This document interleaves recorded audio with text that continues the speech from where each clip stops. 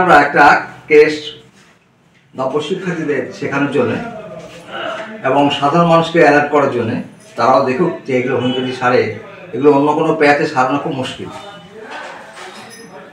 ভালো রাখা যায়, অন্য প্যাথে ভালো রাখা যায়, কিন্তু এগুলোকে কিওর করা যায় না সম্পূর্ণ।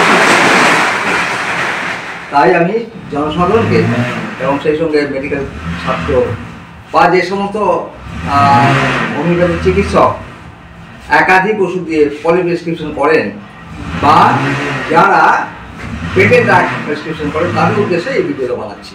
তারা দেখুক যে সিঙ্গেল মেডিসিনের কতটা এফেক্টিভ, কতটা কার্যকরী।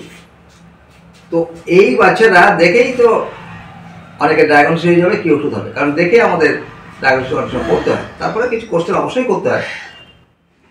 তো এর সহজে ঠান্ডা লেগে যায়, এর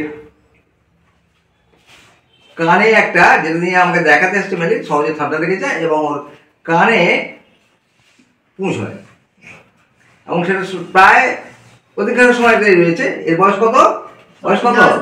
10 বছর। তো ওটা প্রায় 10 বছর ধরেই ও এই রোগে ভুগছে। তো এই হচ্ছে ওর মেন কমপ্লেন। আর ও বাইরে গেলে শান্ত, আর বাড়িতে প্রচণ্ড দুষ্টামি করে।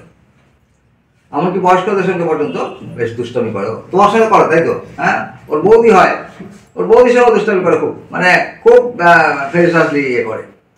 তো আলটিমেটলি এই হচ্ছে ওর সিমটম। তো আমরা ওর সার্বিক সিমটম কিছু কালেকশন করে আমরা ওকে প্রেসক্রিপশন করেছি। কিসের ভিত্তিতে প্রেসক্রিপশনটা করলাম এবং ও বেটার ফিল করছে সেটা আমি একটু ন্যারেট করছি। তো আলটিমেটলি ওর সহজে ঠান্ডা লেগে যায়। এটা ক্যালকেরিয়া কার্ভের সপক্ষে যাচ্ছে। ওর হাঁটা চলা দেরি হয়েছে, ডেন্টিশনেরও দেরি হয়েছে, তাই তো? দাঁতুর দেরি হয়েছে।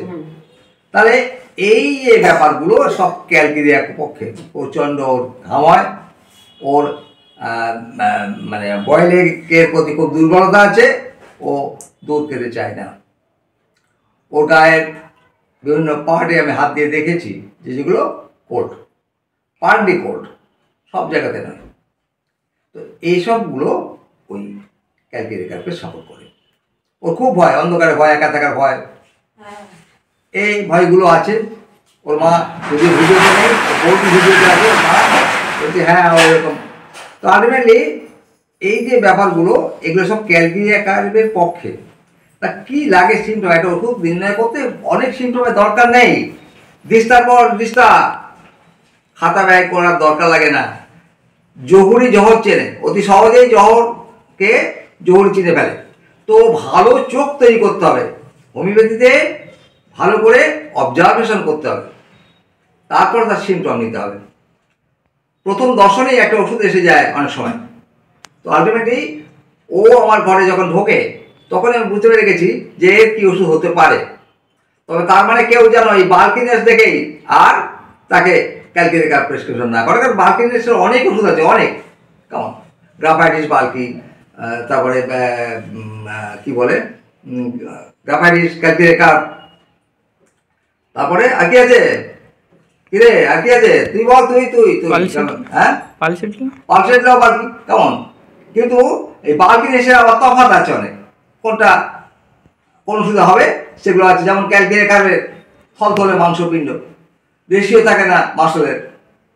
গ্রাফাইটিসেরও তাই, কিন্তু গ্রাফাইটিসের টাইট, তো মাংসপেশিগুলো টাইট, আর গাও কিন্তু একদম শুষ্ক, মানে একেবারে ঘাম বর্জিত। আর পালসেটলার মোটা ঠিকই, কিন্তু নমনীয় এবং কমনীয় তার সবটাই, মেন্টালি এবং তার দেহের যে গঠন সেগুলো কিন্তু খুব নমনীয় কমনীয়। তাহলে এই যে তফাৎগুলো, বাল্কি হলেই ক্যালকেরিয়া কার্ভ দিয়ে দেবো এমন নয়, বাল্কি অনেক ওষুধ আছে। তো আলটিমেটলি এইরকম করে তফাৎগুলো বার করতে হবে, তারপরে প্রেসক্রিপশন করতে হবে। তো আমরা ওকে ওই ক্যালকেরিয়া কার্ভ বা 0/, এই মুহূর্তে চলছে 0/3, ও অনেকটা বেটার ফিল করছে, ওর আগের মতো ওইগুলো নেই, ইত্যাদি ইত্যাদি। তো কানের ব্যাপারটা অনেকটাই বেটার ফিল করছে ও। তাহলে এইগুলো কিন্তু মানে হোমিওপ্যাথি সিঙ্গেল মেডিসিন করার একটা বিরাট অ্যাডভান্টেজ। অনেকে, আমি একটু আগে একটা প্রেসক্রিপশন আমার কাছে আসলে একটা অন্য রুগী, এই রুগী নয়, তো তার ডাক্তার যে সে একাধিক ওষুধ, মানে 7টা ওষুধ তাকে দিয়েছে, মাথা টিনচার, পেটেন্টা, গুটো, তো এইসব দিয়ে কী করে হবে? হোমিওপ্যাথি কিওর করতে হবে, হোমিওপ্যাথি ক্যারি কিওর করতে হবে, রিলিফ নয়, cure. We treat the patient not the disease, এই কথাটা সবসময় মনে রাখতে হবে। তো করে এইরকম সিমটম যদি কালেকশন করতে পারে, তাহলে যে কোনো রোগের ক্ষেত্রেই আমরা কিন্তু যে কোনো রুগীকে আমরা কিওর করতে পারি। তো যদি আমার এই ভিডিও কারো ভালো লাগে তাহলে সে অবশ্যই শেয়ার করো, আর সেই সঙ্গে আরও এরকম ভিডিও পেতে সাবস্ক্রিপশনটা করো। আমি আশা করছি যে আমরা এই নতুন ভিডিও, শিক্ষণীয় ভিডিও পোস্ট করতে পারবো এবং সেগুলো তোমাদের ভালো লাগবে। সবই